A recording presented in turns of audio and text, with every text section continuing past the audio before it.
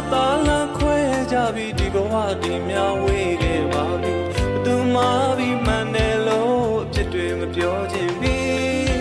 တို့မဖို့တဲ့တို့အိမ်မကလေးပိုင်းမှလဲပြုံးနေရတွေဆိုစတဲ့ငါမရောက်ခင်မှာပဲလွမ်းတဲ့တခါရတယ်လို့အဆုံးသတ်ကြွယ်ရှင်တဲ့ချိန်ခါငို